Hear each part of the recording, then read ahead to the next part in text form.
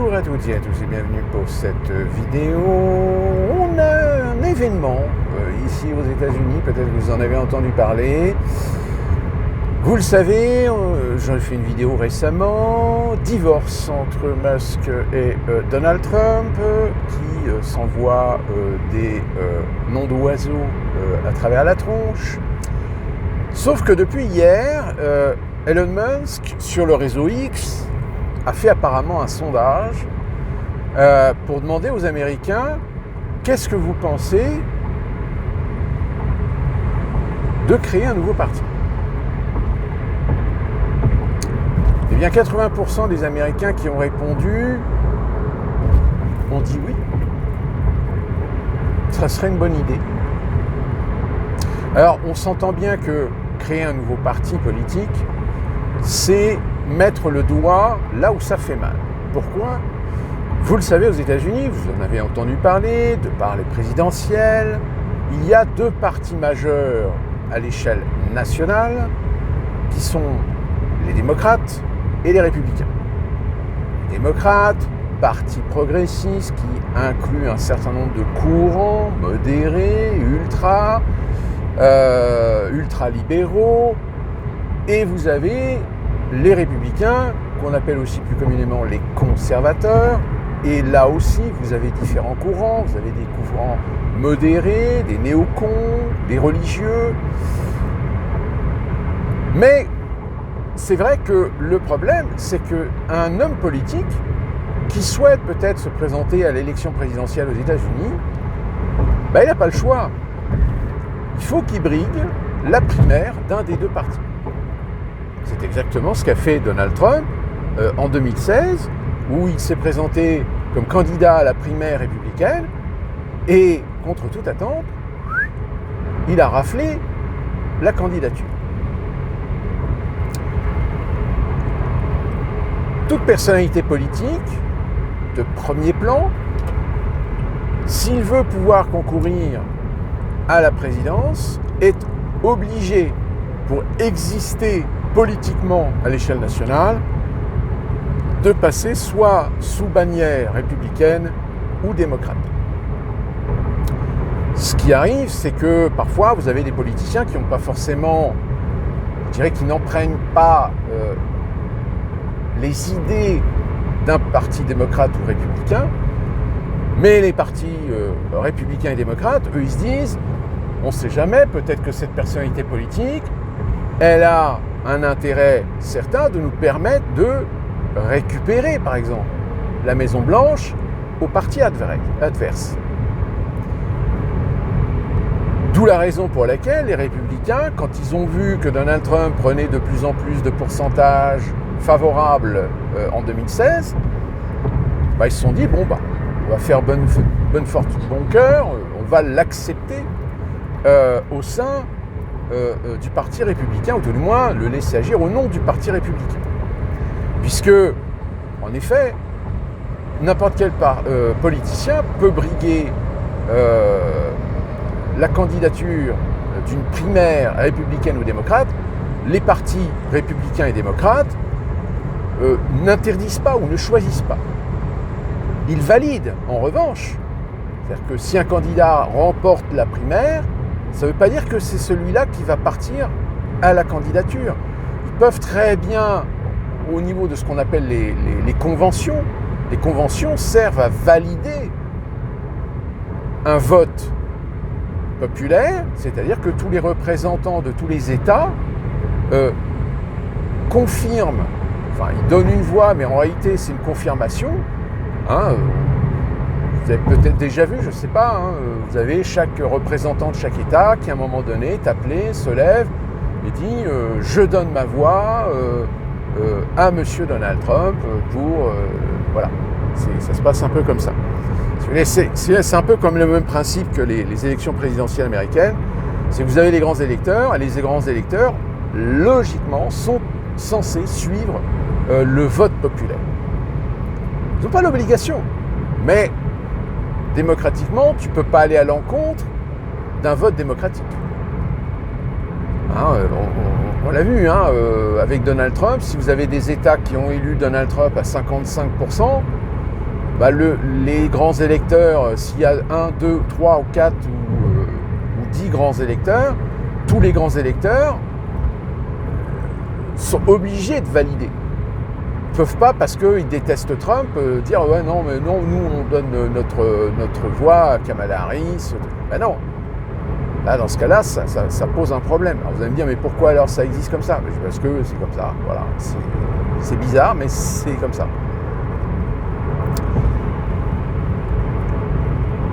Sauf que voilà, en effet, il y a une hégémonie de ce qu'on appelle le bipartisme américain. Alors à l'échelle locale, il existe des partis politiques différents, indépendants des partis républicains et démocrates.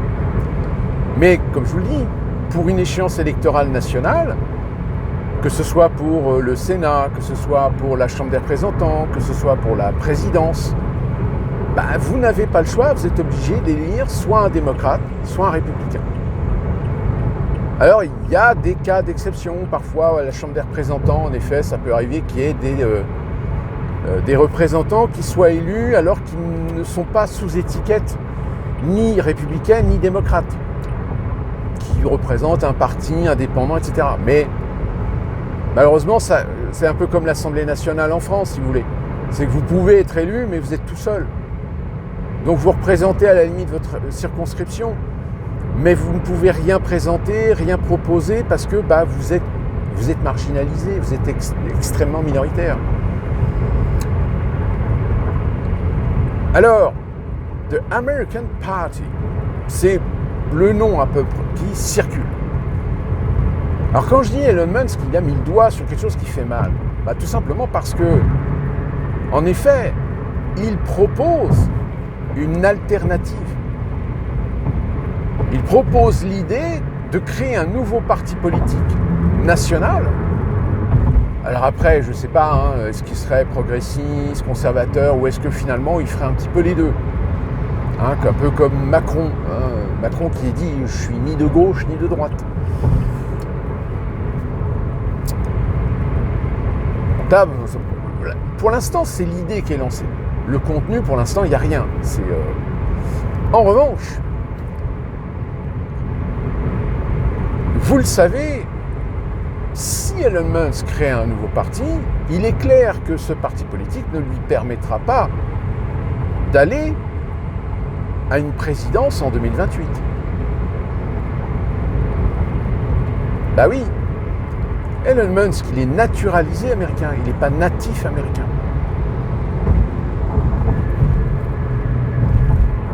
Alors vous allez me dire, ouais, mais Barack Obama, par exemple, il est né à Hawaï, je crois. Donc il est natif, même si son père est kenyan. Mais sa mère est américaine, donc il est né sur le territoire américain. Il est né américain. Alors que Elon Musk, il est sud-africain à l'origine. Donc Elon Musk ne peut pas prétendre à se présenter comme candidat à la présidentielle 2028. Sauf éventuellement un événement qui ferait que on modifie la Constitution, mais là non, sur ce truc-là, hors de question. En revanche, ce serait pour Elon Musk la possibilité de réformer un peu le paysage politique américain. C'est-à-dire d'un côté créer un nouveau parti, et si ce parti commence à intéresser un certain nombre d'Américains, ça voudrait dire que obligatoirement, les républicains, les démocrates, va falloir qu'ils se retirent les doigts du cul. Va falloir qu'ils arrêtent de se regarder le nombril. Va falloir qu'ils arrêtent de croire qu'ils sont le parti légitime à diriger le pays. Qu'ils sont le parti vertueux. Surtout les démocrates.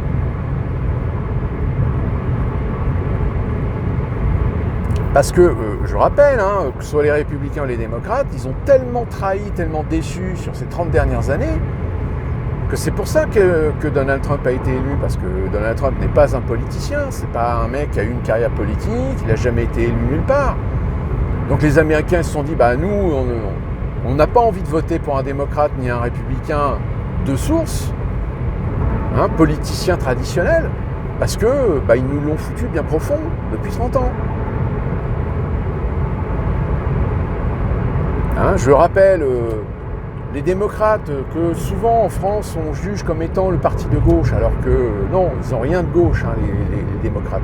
C'est des progressistes, mais c'est des progressistes par défaut. C'est-à-dire que c'est de l'électorat qu'ils séduisent. Au sein du Parti démocrate, c'est des libéraux, c'est des capitalistes, c'est des ultra-libéraux. Donc, dire que les démocrates, c'est un parti de gauche, non, si c'était vraiment un parti de gauche, il y aurait déjà longtemps, par exemple, qu'ils auraient augmenté le taux horaire fédéral, qui est toujours à 7,23 ou 7,24 ou 40, je ne sais plus, de l'heure. Brut.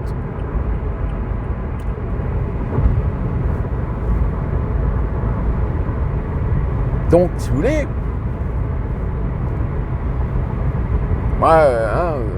c'est pour ça qu'il y a beaucoup de confusion, hein, et même les médias français, des fois, ils oublient un petit peu d'expliquer ce que c'est que le Parti démocrate en réalité.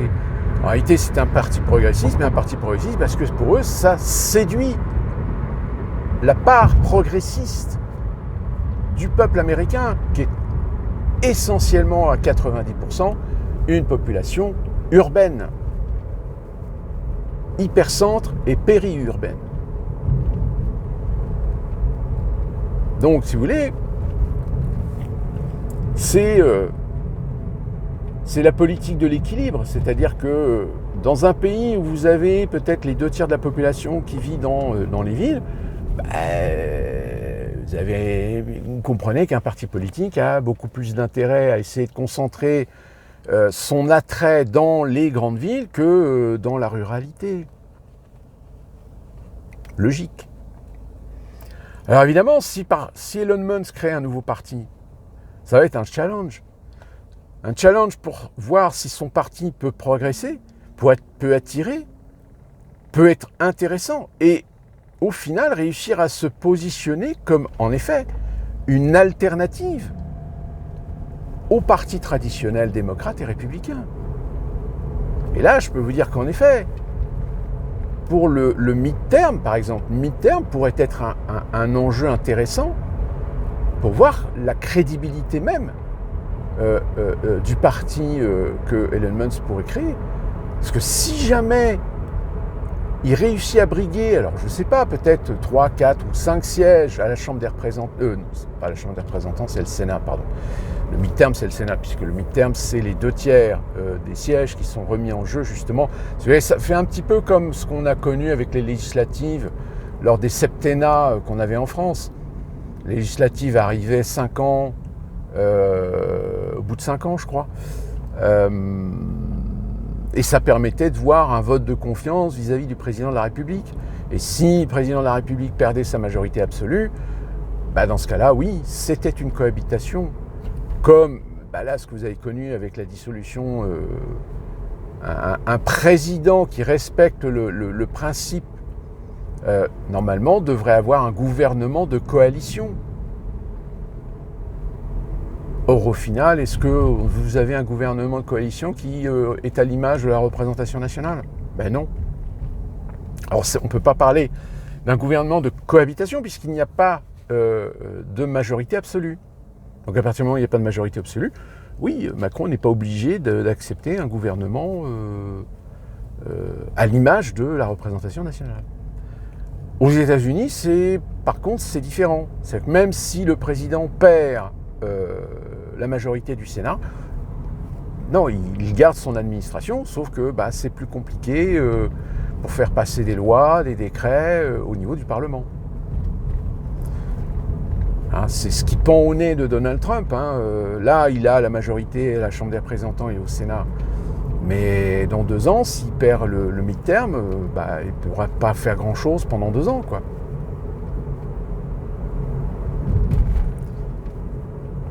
Donc, pour revenir au parti politique de Elon Musk, le mid-term pourrait éventuellement être un bon test. Et voir comment les Américains pourraient réagir à cette alternative, à cette possibilité de ne pas être obligés de voter pour un candidat démocrate ou républicain. Alors ça peut marcher comme ça peut très bien foirer. savez, c'est un peu comme Zemmour en France avec son parti Reconquête. Malgré sa popularité, où on le mettait, selon les sondages, à 12% au premier tour, bon, finalement, il a fait que 7%. Bon, ceci dit, par contre, il s'est positionné en 4e. C'est-à-dire que devant les socialistes, devant les écolos, devant les communistes, qui étaient quand même des partis plutôt bien installés, conventionnels, etc. Mais bon, voilà, après c'est difficile parce que je pense que oui, les États-Unis ont besoin d'un électrochoc politique. C'est-à-dire ont besoin que les deux partis majoritaires se réforment. C'est-à-dire fassent une introspection de fond en comble. Parce que là, ils ont des bases, mais des bases que les Américains ne veulent plus. Les 2 tiers des Américains n'en veulent plus. Donc, advienne que pourra, ça peut être intéressant. Bon après, au-delà du personnage Elon Musk, on est d'accord. À suivre, à méditer, et d'ici là qu'on se retrouve pour une prochaine vidéo, portez-vous bien, soyez prudents, et que puis-je vous dire d'autre, si ce n'est, bah oui, bouge au pied du mieux.